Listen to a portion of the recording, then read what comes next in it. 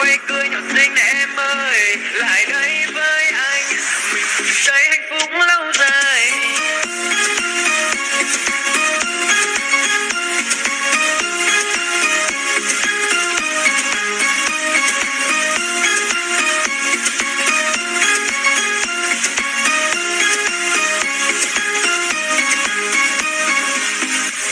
Đừng lo lắng em ơi, chuyện ngày mai đã có anh rồi. Em chỉ cần luôn nhớ và hướng trái tim về anh.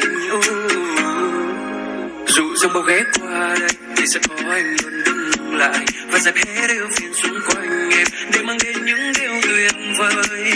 Bờ vai anh đấy, dựa vào đi nếu em đang buồn.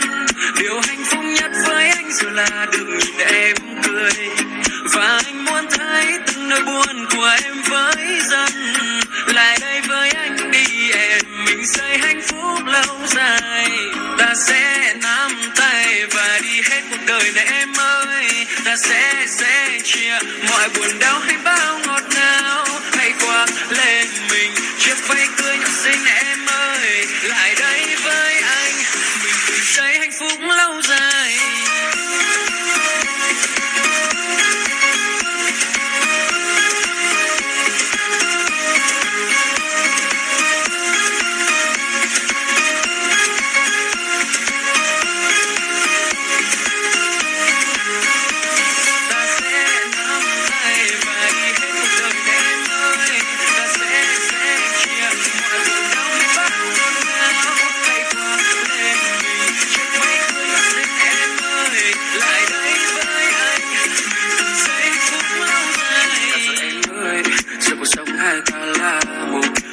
Lo lắng trước kia để anh giữ dùm.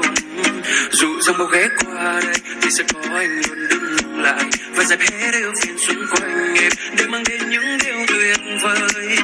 Bờ vai anh đấy, dựa vào đi nếu em đang buồn. Điều hạnh phúc nhất với anh giờ là được nhìn em cười, và anh muốn thấy từng nỗi buồn của em với dần. Lại đây với anh đi em, mình xây hạnh phúc lâu dài. Ta sẽ nắm tay và đi hết cuộc đời này em ơi. Ta sẽ chia mọi buồn đau hay bao